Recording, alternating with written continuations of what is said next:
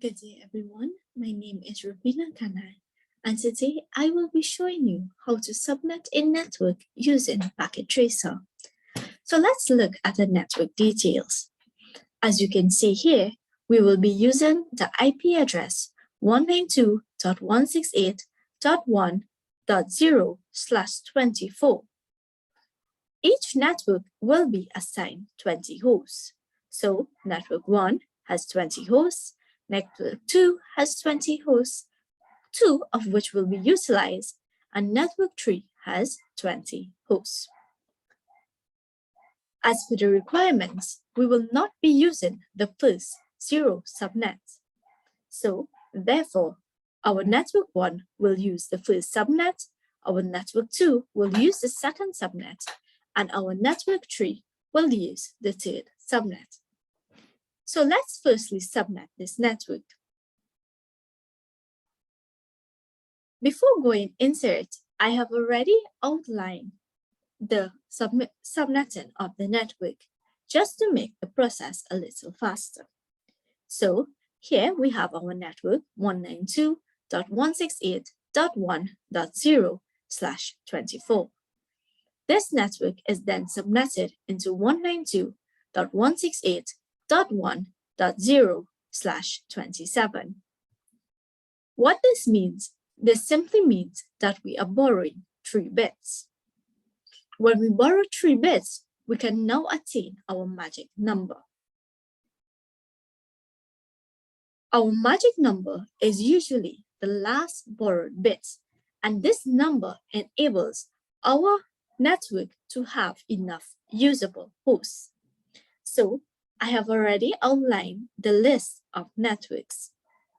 As you can see here, the 0 subnet starts at 192.168.1.0 and goes up to 192.168.1.31.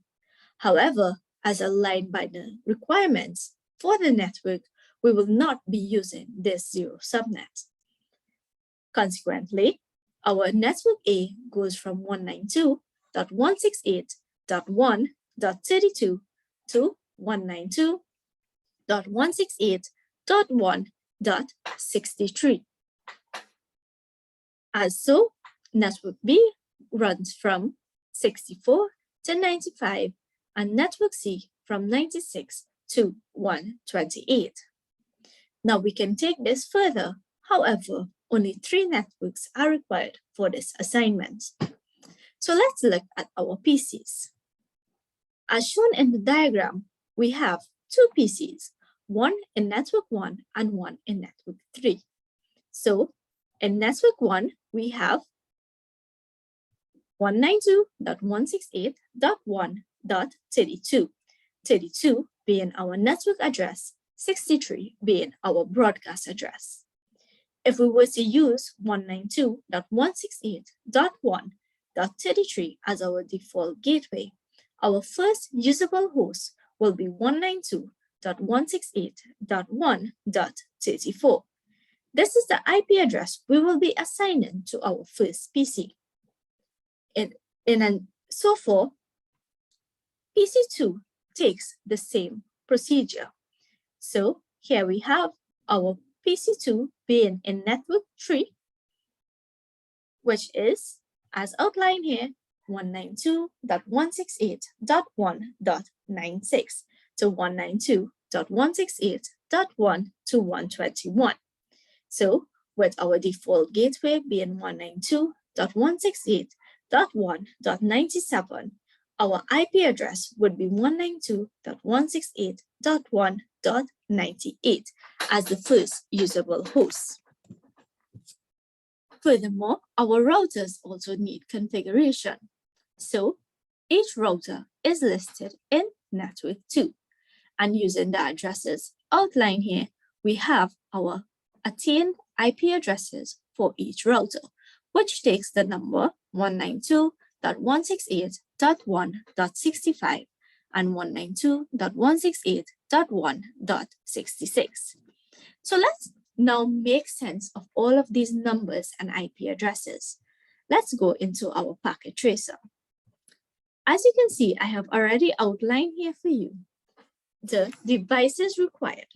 So we have our end devices, which is our PCs. We have two PCs, our network 1 PC and network 2 PC, both switches and both routers. Now remember, the aim of this assignment is to get PC1 to communicate with PC2.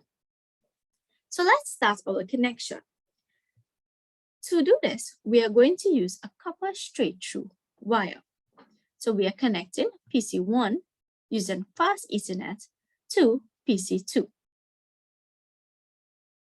Switch 1, sorry.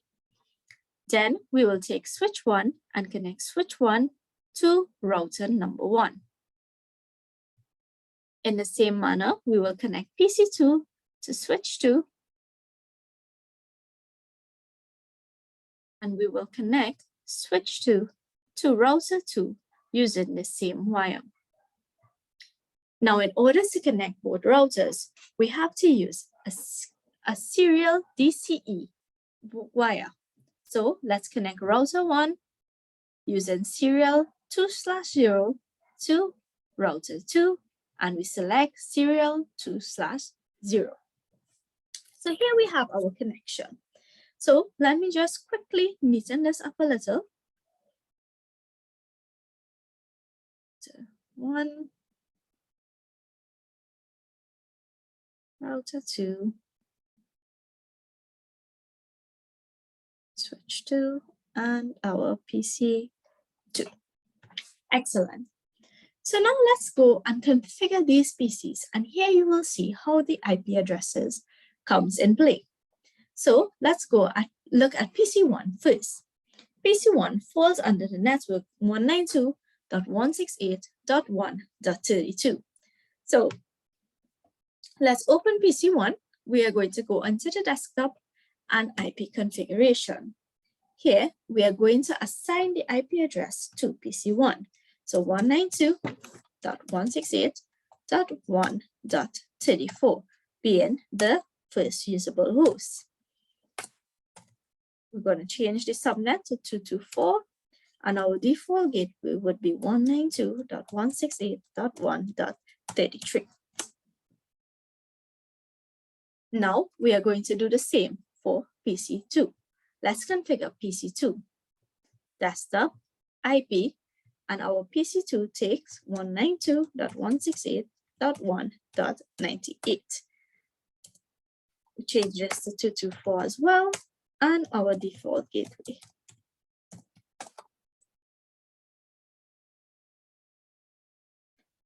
Excellent. So now we can see something happening. Our lines are turning green. Now, in order to connect these PCs, we also need to configure our routers. So for the sake of not using the graphical user interface, we will use our command line interface. So let's go to our command line, and I will show you how to use this. So we can simply press no. On our router, we want to get into privilege mode. So we simply press EN, and now we need to get into our global configuration. So let's go see conf T, and we want to set our router 1. We want to set its host name to R1. So we go host name R1. The next thing we want to do is set the IP address of the fast Ethernet port. So int fast IP address, and we're going to set this IP address to 192.168.1.33 and we're also going to insert our subnet mask here, 255.255.255.224. Now, the reason why we use 192.168.1.33 is to point to PC number 1. Now, we simply do our no shutdown, exit,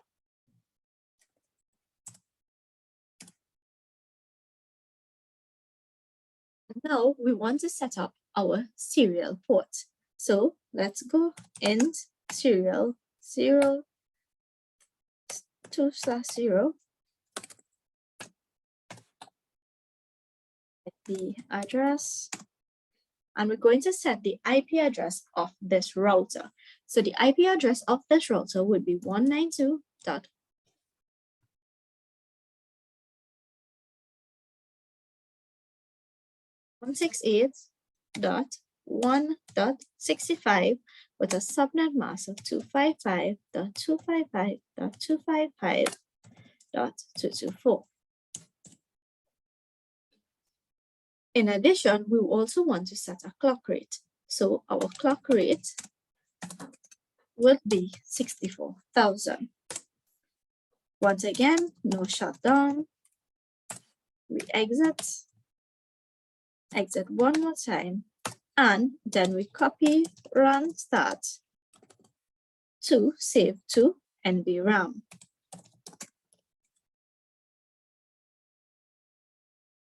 And that's the setup of our router 1. So as we can see here, router 1 has now been connected to PC 1. Now let's connect router 2 to PC 2. So once again, we go in command line, enter no, go into privilege mode, global configuration, we set our host name to router 2, and we set up our fast Ethernet port. So IP address, this IP address now points to PC2. So 192.168.1.97. And the subnet mask,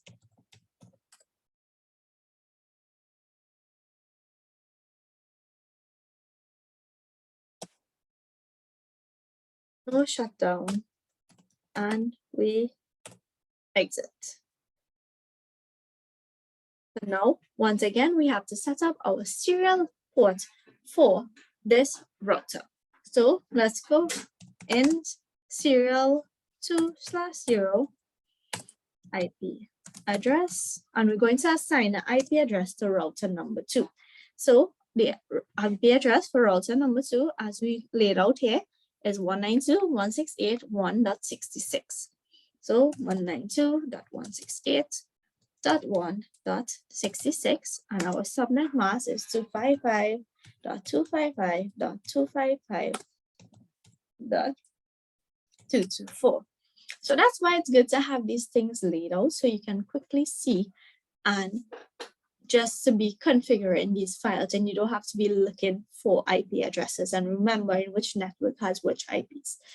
Now, one thing that should be noted is seeing that we have already set a clock rate, we do not need to set another clock rate for router 2. So if it is that we were to set a clock rate, it would simply say that it has already been set for the first DCE. So let me just show you clock rate. If we put in clock rate 64,000, a simple message would come up saying, this command applies only to DCE interfaces. So once again, we don't need to set another clock rate. So we simply go no shutdown. We exit one more time, and we copy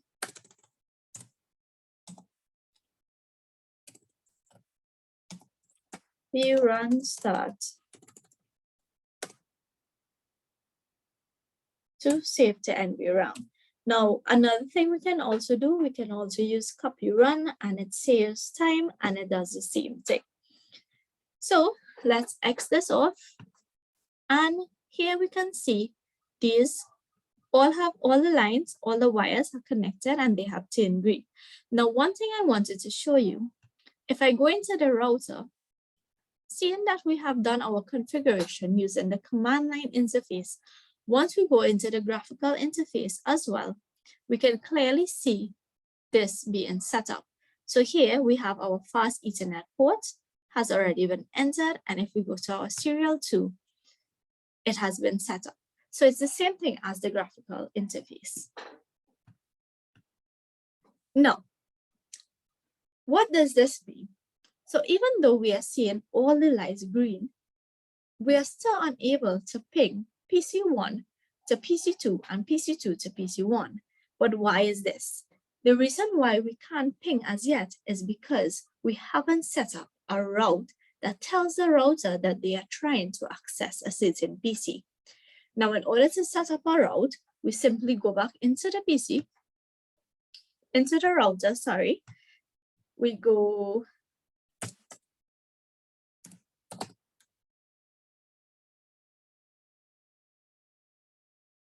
let me just exit here. All right, so we go into our privilege mode, and in our router, we do our T to enter global access, and we set up something called an IP route. So we basically put the IP address. So this is router 1. So we want router 1 to be able to connect to PC2. So we put in the address of PC2, 192.168.1.96, and its subnet mask 255.255.255.224. And this is connected via the router address, which is 192.168.1.66. Then we simply go no shutdown.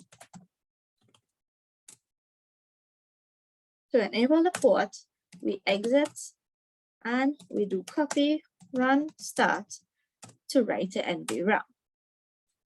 Now the same thing must be done on router 2. So we open router 2. We go on T to enter global access. We set our IP route. Now this IP route points to PC number 1. So we are inserting the address of PC number 1, which is 32.255.255.255.224, and this has to be accessed via router number 192.168.1.65. So we exit, and once again, copy, run, start to write to NVRAM. So now let's try this and see if it works. So the first thing we want to do is go to PC1. We're going to go into our command prompt, and we're going to basically ping. So let's ping PC2 from PC1. So ping 192.168.1.98.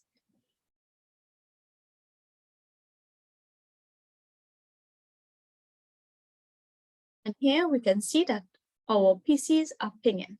So PC1 is successfully pinging PC2. So now let's just check PC2 command prompt, and we are to ping 192.168.1.34. And here we can also see that PC2 can successfully ping PC1. And that's the end of the tutorial. Thank you for watching, and do have a good day. Bye.